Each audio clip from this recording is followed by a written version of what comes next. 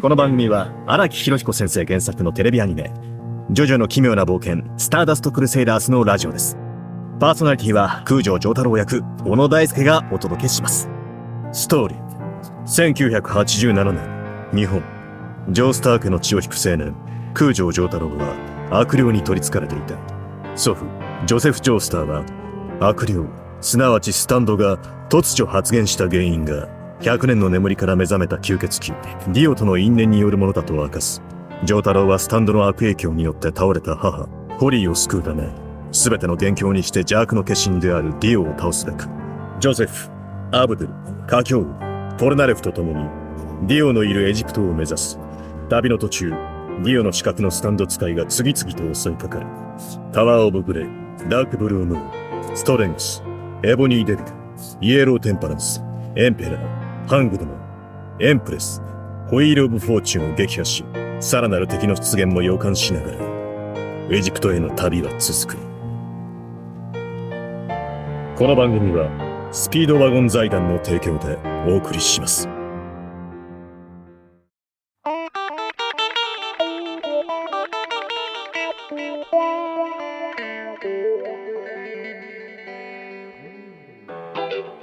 改めまして、小野大輔です。テレビアニメジョジョの奇妙な冒険スターダストクルセイダースのラジオがスタートいたしました。ジョジョの奇妙な冒険といえば1987年から連載が始まりまして、現在第8部ジョジョリオンがウルトラジャンプで連載中です。緊張する。なんかごめんなさい本当。うわーいいですか？もうなんかこうざっくばらんにというか始まりましたよ、ジョジョのラジオ。オラオラジオという風に、名乗っておりますけれども、いろんなところでジョジョが好きでしょうがないという話はしていましたけれども、まさかラジオをやることになるとはというところでですね、当時のというかジョジョに、最初に触れた僕からするとですね、もう想像もつかないことでしょう。僕はですね、1987年から始まったジョジョなんですが、僕ががっつりハマったのは大学生の頃になりますかね。第3部このスターダストクルセイダースが連載されていた時期っていうのは中学生ぐらいになると思うんですけれども、まだその時はね、ジョジョの良さ、この人間参加の素晴らしさがね分かっていなかったっていうかね、分かる年ではなかった。なんか作家さんはですよ、すごいハマってたらしいですね、その当時から。その時からずっとジャンプを買い続け今に至ると。だからジョジョの番組やってるの不思議ですよね。僕もそうなんですよ。だから昔から触れてたものに、そしてなんだったらそうですね、人生動かされてる人ですよね。だからね、そういう立場でね僕らこの番組に携わるっていうのはね、本当にね身が引き締まる思いなんですよ。だから今ちょっとふわふわしてますもん。地に足ついてないんですもん好きすぎて。そんなわけなんですけれどもですね、僕も大学の時にすごくハマりまして、その時にもうコミックスをですね第1部から読んでいって普遍的なんですよね、ジョジョって。だからその当時大学生って何者でもないし、まだ声優になるとも決めてなかった。むしろ僕はそうですよ、構成作家だったりディレクターだったり撮影とかそういうテレビの業界に携わりたくて大学に入ったんで、まだねスタッフになりたいと思ったんです。そういうだからね、声優になってまさか空城城太郎を演じることになるなんて全く想像ついてなかったんですよ。でも本当その好きで人生を動かされた、人生が徐々に寄り添っているという僕らでお送りする、そしてラジオスタッフでお送りする、ラジオになると思いますのでですね、ちょっと好きすぎてちょっと行き過ぎる部分もあるかもしれませんけれどもですね、ついてきていただきたいなというふうに思っております。現在放送中のテレビアニメ第3部のお話、4月から毎週放送されておりますけれども、1部2部もアニメ化されております。前身となるジョジョレイディオ、こちらを継承して、そうですね、受けたまわって、頑張っていきたいと思います。途中で知ったわけですよ、僕はこの作品を。大学の時にもうすでに連載されていてだいぶ進んでいたにもかかわらずハマっていなかった僕がですね、途中からですねジョジョの魅力に気づきがっつりハマって、人生の指針を徐々にジョジョで決めた。何5部ですかって聞いてます。5部にがっつりハマったんですよね、その時期はね。もうほんとかいつまんで言いますけれども、これからね読む方もいらっしゃいますから、多分5部のメインテーマって結果だけが大事なのではなくて、そこにたどり着くその過程が大事だっていう話なんですよね。だからそれを危ないね。あんまり詳しく、しかも5部の話だからね。そう今回ねこうやってねジョジョの話をしてる途中でねすっ飛びそうになったらね、僕のそのマインドが止めてくれるスタンドの役目でもありますから、構成作家さんはよろしくお願いしますね。本当でもそのジョジョの存在を知ったのが最近というあなたも、そしてそのアニメから入った、第3部から見てますってあなたもですね、そして昔からジョジョが好きなとジョジョ愛にあふれるあなたもですね、全ての人がジョジョをもうより深く愛せるような、そんな番組を目指してですね、ジョジョと皆さんをつなぐ架け橋になる番組にしていきたいと思っておりますので、ぜひぜひ皆さん、応援のほどよろしくお願いいたします。ということでですね、何収録現場での話します？そうだ、これ今ねジョージアのエメ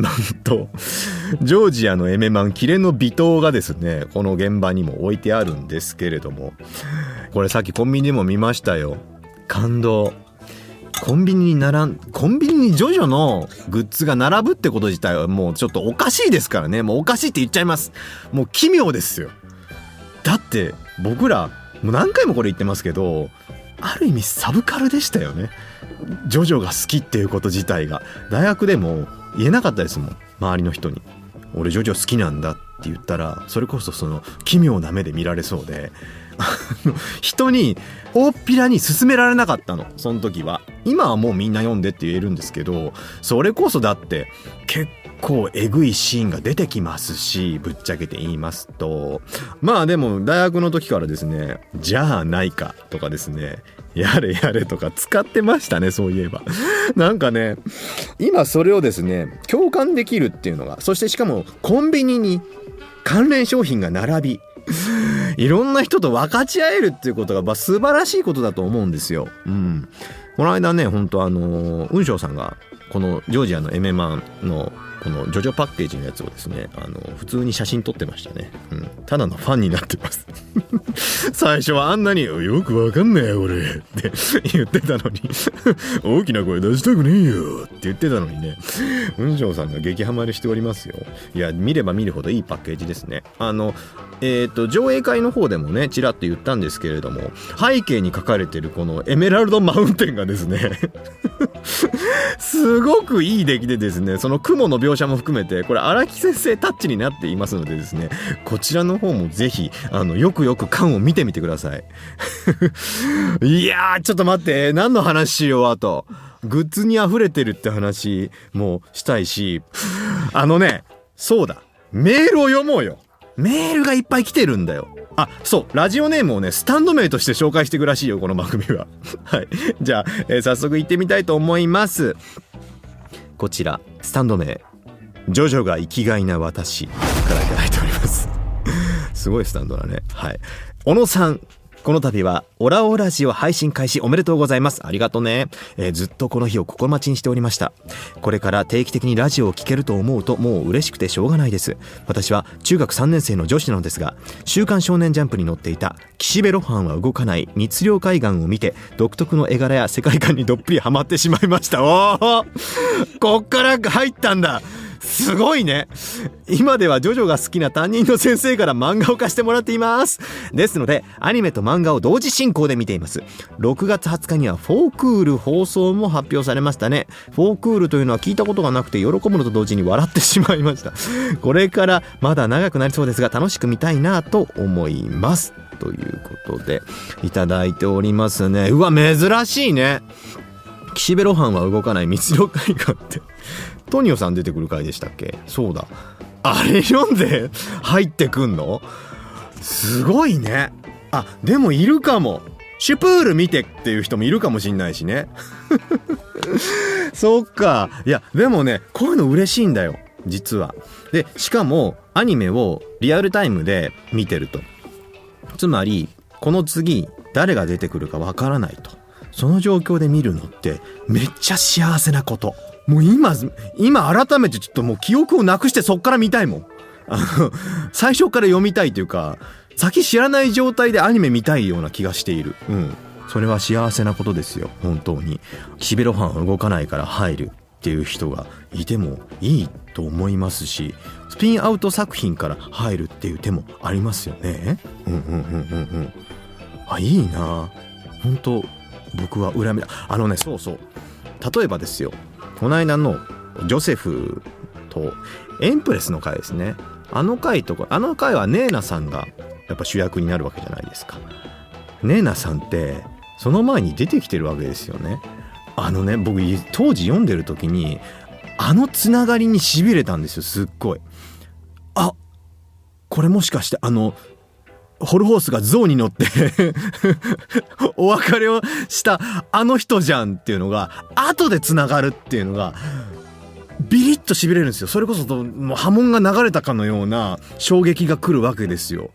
そういうのっていっぱいあって、実は1部2部から読んでるファンの人にとってはですよ、僕すごく痺れたのは今のその第3部のジョセフが波紋を使った時なんですね。オーバードライブっつって肉の目を消滅させるわけですよ。あれに感動したんですよね最初。うわー出したって思ってこの衝撃わかるかな。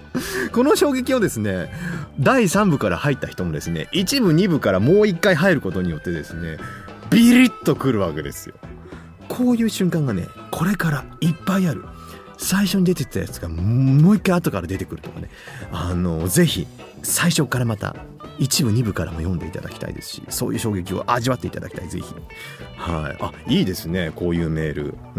どんどん行きましょうよ。読みましょう。これは続きまして、スタンド名のっぴんどんなスタンドかな小野さんこんにちは。この度はオラオラジオスタートおめでとうございます。ありがとうございます。アニメの方も4クール、しかも原作のスタンドたちが全て登場と嬉しいこと尽くしですね。私は今作で初めてジョジョに触れ、こんなにも面白い作品だったのかと今まで手をつけていなかったことをとても後悔しました。この方も初めて触れたと。アニメを機に原作を、時間はかかるかもしれませんがじっくり読みたいと思います。ぜひ。小野さんは相当なジョジョエキスパートかと思いますが、ジョジョビギナーにここに注目してみるともっと面白いかもや、エキスパートに近づく一歩などがありましたらぜひ手ほどきオバ。こんなメールが山ほど来ていますなるほどね。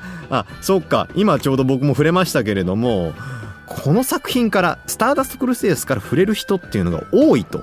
確かにジョジョの楽しみ方なんですけれども、改めて3部も現場でね読むわけですよ。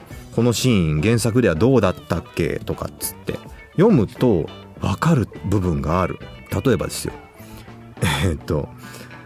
ズキューンって効果音が鳴るシーンがあるんですけど、ジョイさんにキスしてるシーンでズキューンって音がしてるんですよ。でそのシーンを今読んでた時にね、歌教員戦なんですが、その後歌教員のスタンドハイエロファントグリーンを引きずり出す時にマキョマキョマキョマキョマキョって音がしてるんですよ。マキョだっけって僕もね改めて気づいてるんです。やっぱビギナーの方に新しくジョジョにハマったという人にはやっぱりその効果音ですね。ズキュンじゃないね、ドキューンだ。そうだ、ジョータロウとジョイさんのキスはドキューンだ。ズキューンはディオだ。危ねえ間違えちゃった。ズキューンはあれだ、泥水で拭く方だ僕もねこういう間違いしますよ。するんですけど、やっぱりね効果音はぜひね見てほしい。改めて上映会でも言ってましたがグッパ音とかね、グッパンも文字が出て、しかもそれに付随した音がついているというところでですね、音はぜひ注目して聞いていただきたい。サラウンドもですねすごくこだわっていて、音響監督の岩波さん、足が群発の音響監督なんですけれども、すごくこだわって作っています。なので低音の響きとかもね、やっぱジョジョならでは独特なんですよ。その辺もぜひこう耳を育てて聞いていただけると嬉しいなと思います。あとセリフ回しですね。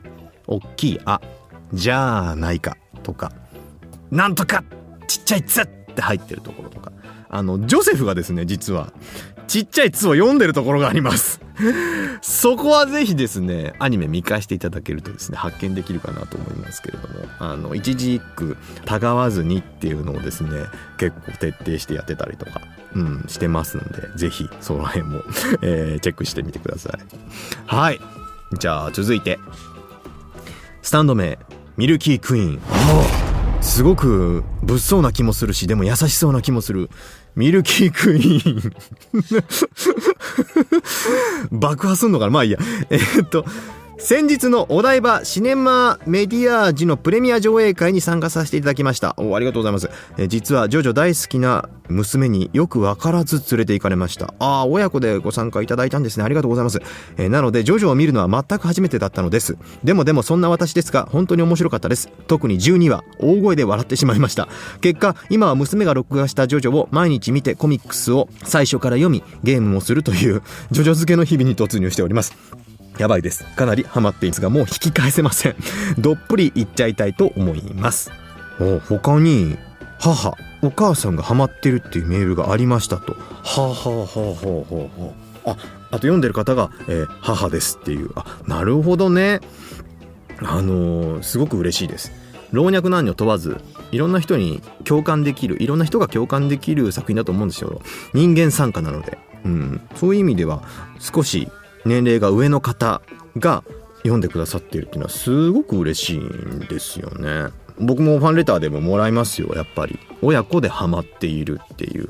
あとね、最近別の現場で子役のことねちょっとお話しすることがあって、話してるとジョジョでしょって、ジョータロやってるんでしょって言われて、ってお父さんが見てるもんって言ってて、おーと、確かにお父さん世代ぐらいなんですよね。今のだから30代40代ぐらいのでこれ今の子供見てどう思うんだろうって思うんですけど、面白いって言ってました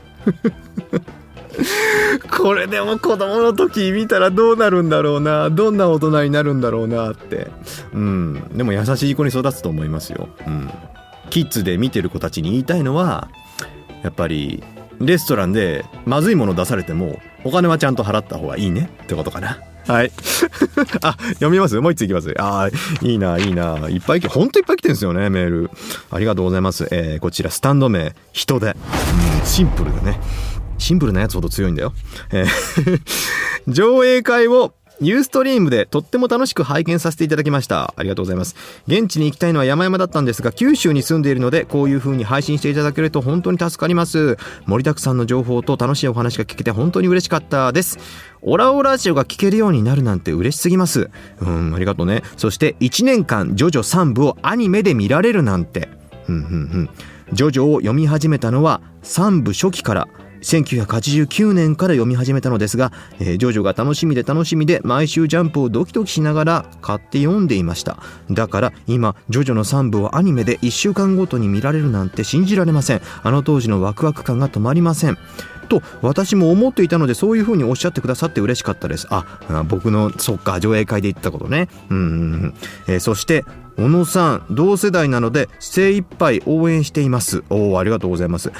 ジョータロのこと真剣に好きなので声をしてくれてありがとうございますなんかすごいジンときますね。アニメ本当に面白いです。書きたいことがいっぱいあるけどまたメールさせていただきますということでですね、嬉しいですね。当時から読んでいたというコアな方々からもたくさんメールをいただいているということでですね、上映会もとても評判が良いですね。そうですか。今作家さんがそんなカンペを出してくれましたけども、ありがとうございます。いやー、監督とね司会の小林さんと一緒に話しましたけれども、みんな好きですね。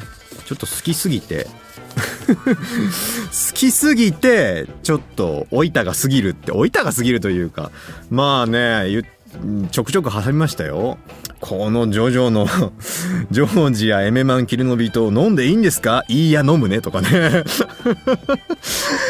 なんかねいろんな部にわたってねジョジョワードを散りばめちゃったんですけれども、皆さんお気づきになりましたか？僕言ったかな、津田さん、ディレクターの津田さんがですね森包丁 T シャツを着ていたりですね愛にあふれてる現場なんですよね、本当に。なのでスタッフさん、集英社さんだったり集英社さんだったりですね、ワーナーさんであったりですね、作ってくださる音響として作画の皆さんも含めてですね、みんな好きですね。好きすぎますね。ちょっとね熱すぎて、俺ジョジョがありすぎて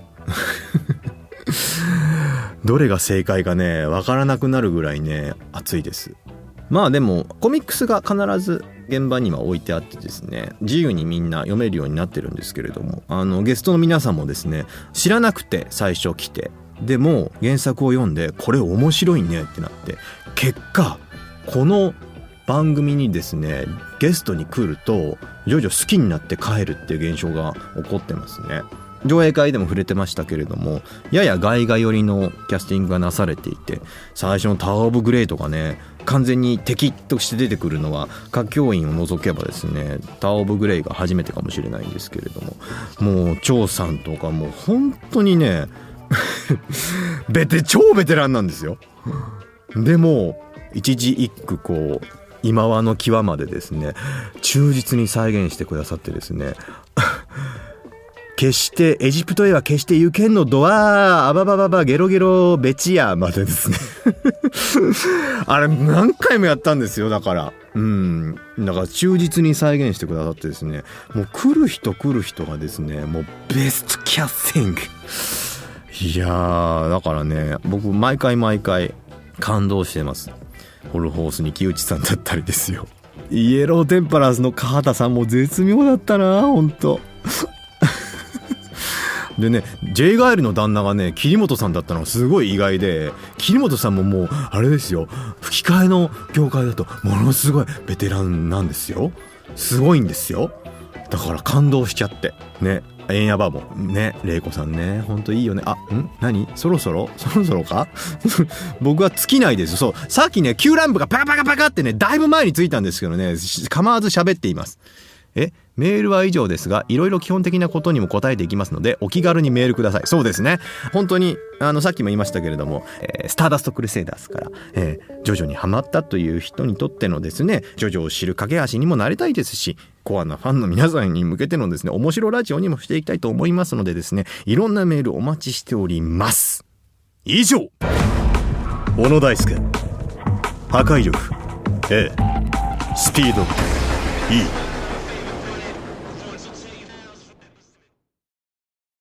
スタンドこう使う。アニメに登場したスタンドを一つピックアップして自分ならどんな使い方がしたいかを送ってもらい発表いたします。スタンドというのは生命エネルギーが作り出すパワーあるビジョン、そばに現れて立つところからスタンドと名付けられております。はい、番組ホームページでも募集をかけて紹介していましたが、今回紹介するのは空城城太郎のスタンドスタープラチナ。能力は近距離パワー型で圧倒的なスピードとパワー、弾丸をつかむほどの精密な動きができるというスタンドです。射程距離は短いんですけれども相当ねこれもう出来上がってます、仕上がってますというかですね、スタンドについてのね説明をするときにね、スタープラチナは本当にねすごいんですよ。圧倒的なスピードとパワーって両立してる時点でずるいと思うんですけれども、さらに精密動作ができるんですよ。弾丸掴むわ、スケッチするわね、遠くの敵を捕捉するってこともできるんですよ。完璧すぎます。で、そうここで話しといた方がいいのかな、スタープラチナが発言したっていうところで僕は丈太郎の性格付けがはっきりしたんじゃないかなというふうに思うんですよ。スタンドが発言するってことがイコールディオの復活、そしてそのディオにこうしてスタンド使いがスタンド使いに惹かれるように、ホリーさんにもハーミットパープルみたいな茨のスタンドが発現したわけじゃないですか。だからスタンドとスタンドってこうしてるんですよね。だからこそ丈太郎にもスタンドが発現して、で丈太郎がこの状態になった、この性格になったのって結構最近だと思うんです。あんなにクールになったのってスタンドの発言と結構リンクしてたんじゃないかなというふうに僕は思ってるんですよ。だってそう最初すごいいい子だったじゃないですかそう何が食べたいって聞かれて母さんが作ったものだったらがいいなっていうふうに言ってるんですよね。だからめちゃめちゃいい子なのにこのままって言い出すっていう鬱陶しいぞって言い出すっていうのはなんでかなってね、僕は原作読んでる時はこういう性格なんだなって思ってたんですけど、言うてみれば激変してるじゃないですか。多分中学から高校あたりでなんでかなって思ってたんですけど、ディオっていう存在、悪しき存在に向けてのその正義の心っていうのがジョースター家に流れる血ですよね。血がそうさせたんじゃないかなというふうに思っていてですね、だからこそスタープラチナが発言したんだなというふうに思っております。なんか新しい発見です。これもやっぱり読み返してみてアニメやってみて、何この話をするんじゃないの？スタンド？僕だったら何に使ってみたいかむやみに使うと人を傷つけそうですもんね。なんか電車のドアが閉まりそうになったらガッてちょっとの間開けるダメ？遅延の原因になりますからね。穏便に使っていきたいと思いますよはい。何みんなからいただいたスタンドも来てんの？それじゃあ紹介しましょうよ。皆さんから届いたスタープラチナの使い方、こう使う、というのを紹介していきましょう。さっきの意見も来てたんだみんな考えることは同じだね。やっぱスタンド使いはスタンド使いに控えるんだね。まず多数意見、こちらを紹介していきましょう。スタンド名ハットトリック。3点取るスタンドだね誰しも思うんじゃないでしょうか。スタープラチナを使えるならスタープラチナって言いたいですなるほどね。使う以前の問題だね。言いたいっていう、それ作家さんも言ってましたね。言いたくなるって。あれね、そうぶっちゃけ超気持ちいいです。もう日常生活で使えばいいよ。イラッとした時とかに使えばいいよ。で心の中で殴るといいよ、上司をイラつく上司を本当に殴っちゃダメだよ。上司を殴るも来てたそうですいやー物騒だなおい。こちらスタンド名ミスリー。硬そうだね。硬いものや大きいものをオラオラでたくさん殴ってどれくらいコンパクトにできるかやってみたいです。オラオララッシュは男の子の憧れだと思いませんか？女の子はオラオラどう思うんでしょうか？なるほどね。運ぶときにコンパクトな方がいいからってことですかね。でも自転車とかスクラップだと思うんです。完全に元に戻せないですからね。そういう時に丈介だまた4部の話をしているねでもねあれとか役立つかもね。ホイール・オブ・フォーチュンをボコボコにしたみたいに、もう廃車になったやつをボコボコにして業者に渡すみたいな仕事をねそういう仕事ができるね。はい、ここからですね職業シリーズに行くそうですよ。ではメールください。スタンド名マッスルミュージアムこれいいね。マッスルミュージアムってありそうだね。暑苦しそう。暑苦しいっていうかあれだ、代々木の体育館とかでやってるやつでしょこれ。スタンドじゃねえじゃん絵を描くのが苦手なのでスタープラチナを使って街で通りがかる人の絵を描いて売ってもいいですが、一番役に立ちそうな職業、法廷画家をやってみたいです。法廷画家ね。なるほど。なんか絵って独特ですよね。いつも見てて思うんですけれども、ちょっとした悲しさとかなんて言うんだろうな、やるせない気持ちとかが伝わってきて、法廷画家さんの描く絵を見ると僕切ない気持ちになるんですよね。そういう切ない絵じゃないと思うよ、スタープラチナが描く絵は。すげえ繊細な写実的な絵だと思うけどね。でもいいですねこれ。続きましてスタンド名、俺だよ俺。だから俺だってチョメスだよ。誰だお前。スタープラチナの精密な動きを利用してお寿司を握ってもらうのはどうでしょうか。きっと寿司職人に勝る素晴らしく美味しいお寿司を握ってくれる気がします。お兄さんおる。お兄さん乾杯。おるすごい圧縮されてちっちゃいお寿司出てきそうですけどね。もうマグまでいったら出るんだね。カンパまでいったら出れるんだね。必要。でもそうか、すごい早く握ってくれるね。でも例えばですよ、縁側サビ抜きでの縁側で握られたらサビ抜きが通らない可能性がありますね。だからわさび入れないって言ったのにつってでもサビ抜きでもすぐ作りますけどね。おらーっつって能力の無駄遣いなんだよね。寿司職人ですね、職人シリーズ。続きましてスタンド名、ニードルガールのサラ。そうですね、これも、ぜひとも私の職業を手伝ってください。彼ならなれるはず。鍼灸師に。だからニードルガールか。相手の動作からどこが痛いかを判断し、正確にツボを見つけ、絶妙な深さに針を入れてくれるに違いない。しかも本体がルックスがいいからおばあちゃんにモテるし、おじいちゃんには相撲で話が合うバッチリです。これで我が、鍼灸の世界も安泰ですということで。なるほどね。いや、ツボでも待って、どこが痛いか判断しツボを見つけるっていう能力はあったっけ？絶妙な深さに針を入れる。これむしろディオなんじゃないですか。肉の目が針みたいじゃないですか。潰すってついでに洗脳しちゃうんでまずいですけどね。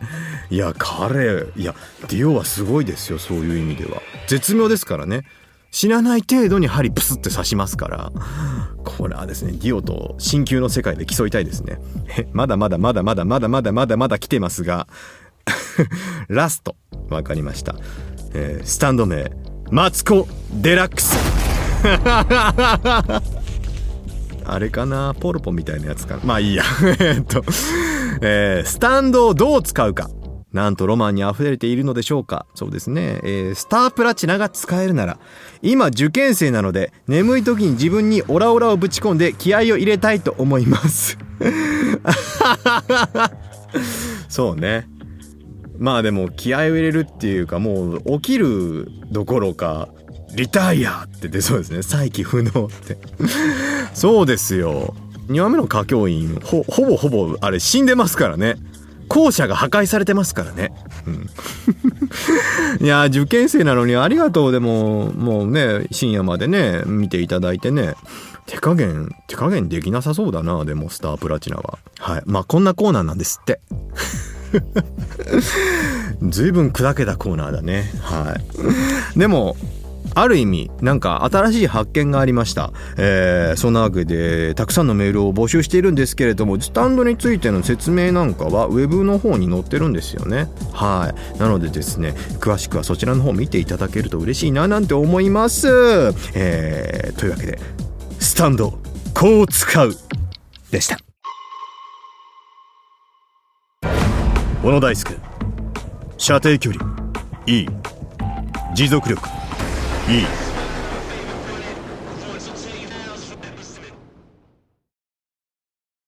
あなたの奇妙な傍観。人生で一度はある奇妙なエピソードを紹介していきます。もう BGM が怖いっていうか、 BGM がさっきからサントラから流れているから、もう早くサントラが欲しくてしょうがないそんなわけでですね、奇妙な体験談ですか。あんまりねオカルトチックなことってないんですよ。僕全然ないんですよ。奇妙っていうか、最近あった妙なエピソードは、別のとある現場で雲翔さんに会った時に、思わず僕が最初に先に入ってて、そのスタジオにで僕より後に雲翔さんが入ってきた時に、見た瞬間開口一番僕はジジイって言っちゃったんですよねもう失礼極まりないんですよあれだけのベテランの方にですね、ジジイ呼ばわりしてしまって、でもおージョダローっつって言ってくれたのでセーフ。全然奇妙じゃなかったですね。まあそんなエピソード、僕ほんとね奇妙な体験談ないんで、ぜひ皆さんに教えていただきたいというコーナーです。はい、というわけで皆さんからのエピソード紹介していきます。はい、そんなジジイにまつわる奇妙なメールです。そうなんだ。スタンド名水村。奇妙な体験あります。うちのおじいちゃん、ジョジョへのリスペクトの意味を込めて以下ジジイの話です。お前もか。小学校の頃、家族で観光に行った先でのことです。夏だったので暑くなって家族みんなで瓶のラムネを買いましたと、飲んでいるとジジイがありゃと言い、口をもごもごとさせ始めました。口を開けるとラムネに入っていたビー玉が出てきました。何度ラムネの瓶の口からビー玉を中に戻そうとしても入らず、いい大人になった今でも我が家では奇妙なエピソードとして語られています。ジジイのスタンド能力だったと考えられますがだとしたら一体何の能力だったのでしょうか。これは奇妙ですね。なるほど。ラムネに入ってるビー玉って今の子分かりますかね。線になってるんですよ最初で、線を抜くとそのビー玉が中に入ってカラカラ言うっていうねことになるんですよ。逆に言うともう線を抜いてしまった以上そのビー玉は出てこないはずなんですけども、なんと出てきたと。で中に戻らないと。確かにね、これはぶっちゃけ言いましょう。スタンド能力です。持ってますね。アクアネックレスです。続けて読むといいことがあるよジョジョは。水に関するスタンドなんじゃないかな。僕はねこの番組においてねキングクリムゾンをね発動しそうになる。よくない。だからあっと思ったら途中でやめるんだけども、スタンドね、いろんなスタンドがいるから、これからねぜひ初心者の方というか最近入ってきた方はですね楽しみにしてください。そして水村のジジイはスタンド使いだ。はいというわけであなたの奇妙な冒険のコーナーでした。小野大輔、精密動作性 E、 成長性 A。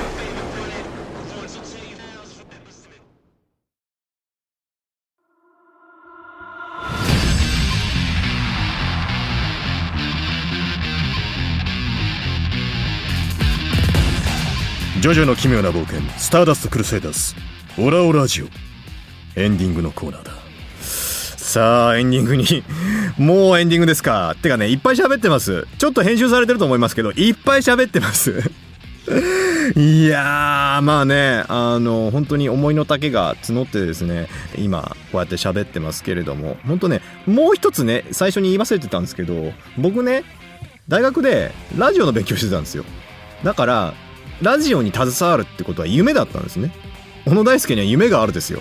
またでもねジョジョは全部ジョジョですから本当に自分のジョジョ愛と、そしてラジオ好きなんです僕。だからラジオ愛といろんな愛が詰まってるんで、もう本当今感無量ですいっぱい喋ると思いますけれどもですね平にご容赦ください。愛が過ぎます。